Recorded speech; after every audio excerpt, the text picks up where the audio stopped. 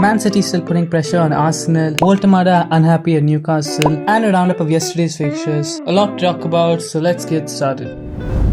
City put 3 past Palace. Now Man City moved 2 points off first place Arsenal. After winning 3-0 against Crystal Palace, their hopes of winning the league are still alive. So this means that Man City have a better goal difference than Arsenal. This could be an important factor when it comes to deciding the league. Guardiola started the game with 6 changes. No Haaland, no Cherki, no Doku. This could be because their FA Cup final is on the weekend, so he's trying to rest players. And they also have 3 games to play in 10 days. So there's a lot of games for Pep Guardiola. So you can see why there was rotation. So the game went like this. 2 goals in the first half from Antoine Semenyo and Mamouche, and later on in the 84th minute Savinho scored. A player who did shine with all the rotation going on was Phil Foden. He got 2 assists in his first Prem start in over 2 months. I think his last game was on March 5th. I did speak about whether he'd stay, so you guys can watch that video. But after this game, it does seem that they would love to renew his contract, because even Pep Guardiola did say that it is close to renewing his contract. So let me know, City fans, what do you guys think about Phil Foden? When it comes to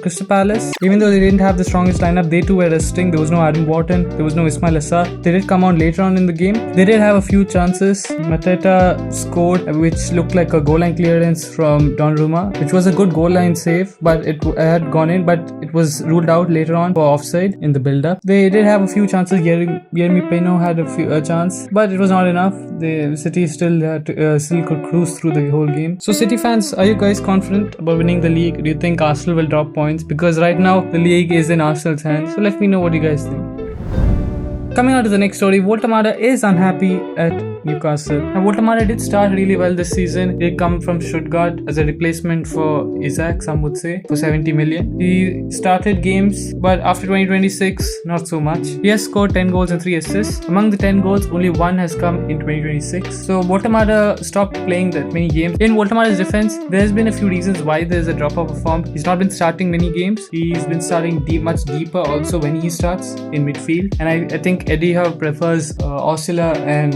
Anthony Gordon when it comes to pressing from the front. And Osula has also been in really good form. So those are a few reasons why Woltemade is not starting.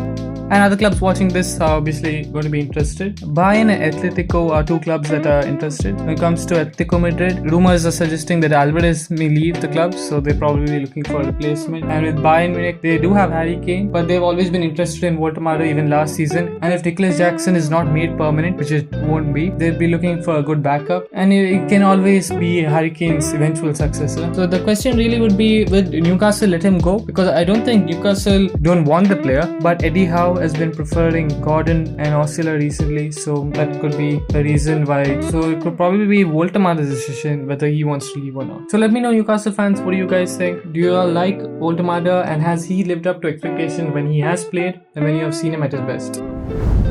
So when it comes to yesterday's fixtures, Barcelona lost yesterday to Alaves, so this puts an end for their hopes of getting 100 points. It's only been done 3 times before, one under Tito Villanova and Mourinho, so that could have been the 3rd 100-point season in La Liga history, but it's not going to happen. They did lose from a late goal in the first half from Alaves. PSG won the league yesterday with the 2-0 win against Lens. They have only 1 game to play for till the Champions League final. That's against Paris FC. That's like the shortest away trip they're going to have. So they'll have like 13 days without a game, and then they'll have the Champions League final. So let me know, is that a good thing for PSG? They can rest players. At the same time, Arsenal have little more games to play. So let me know what you guys think. PSG fans and Arsenal fans, let me know in the comments. It's been an unforgettable season for Inter Milan. They secured their Scudetto title, and now they have won their 10th Coppa Italia with a 2-0 win against Lazio. 2 goals in the first half. Municic scored an own goal, and to seal the game, a captain's goal from Lautaro Martinez.